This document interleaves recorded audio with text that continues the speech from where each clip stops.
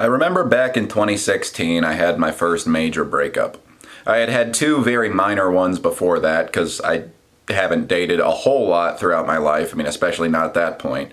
But I had been in a 3-year relationship that came to an end. And might surprise you, but I wasn't feeling very good around that time.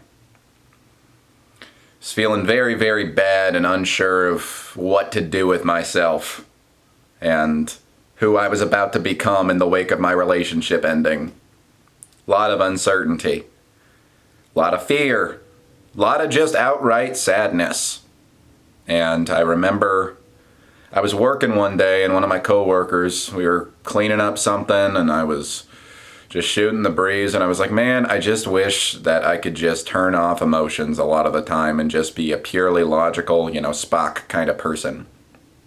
And he told me about this interesting case study of a man who, I don't remember if it was like he had a tumor or he got into a car accident or something, but basically the emotional part of his brain was pretty well cut off, if not completely suppressed.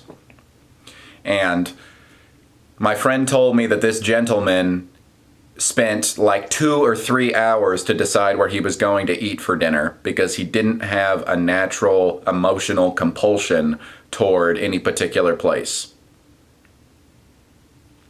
A few hours just to decide where you're going to eat once you remove emotion. It makes sense in a way, but that just feels so alien to me. I think it is a testament to, I don't know how I compare to other people, so I'm not trying to say I'm comparatively a big feeler, but I am a big feeler. I feel things very strongly and very deeply in a very overwhelming way that sometimes completely cripples me.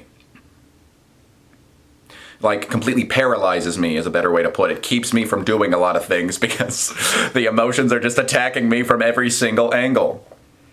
And a lot of the times I thought of being completely logical as a means of escaping that and being able to make my decisions a lot more easily and with a lot less regret. Because I know that this is exactly the perfect thing to do. Well, the problem is that you can't perfectly quantify everything. You especially can't quantify life choices and the path that you're about to go down. There's uncertainty in all of them, and I guess you can measure the percentage of uncertainty and stuff, but that takes a lot of time. You run yourself into the ground through analysis as much as you do through emotional reaction. We need emotion as much as we need logic and rationality. There's I don't remember what you would call this thing, but it's an image that is similar to, say, Schrodinger's cat, that portrays an animal in a circumstance, and this is just used as a instructional tool. And this image is of a donkey that is equally hungry and thirsty. And he's standing in between food on one side and water on the other. And because he doesn't have an emotional compulsion, he just stands there until he's dead. It's just interesting. It's just really interesting. Where would life be leading me, and what would I be choosing to do if I didn't feel an emotional connection to things? I think me saying back in 2016 that I wish that I could just turn off all my emotions was really me saying I don't feel strong enough to deal with the emotions that are hitting me right now. Because I didn't know how to deal with them. First major breakup or first major any life change that comes your way. You don't really know what to do. And you make a lot of mistakes. And you send your emotions haywire in multiple different directions making those mistakes.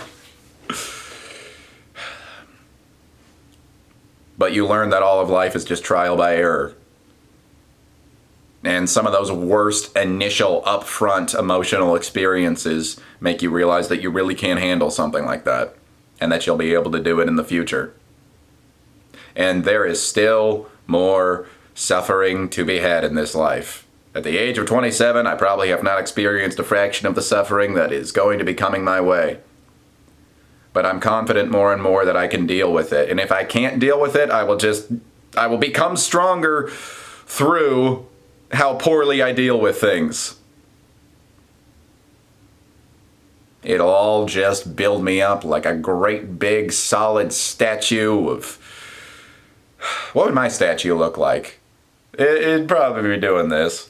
It'd probably be a very sad looking statue. And birds would probably fly by and drop down on it.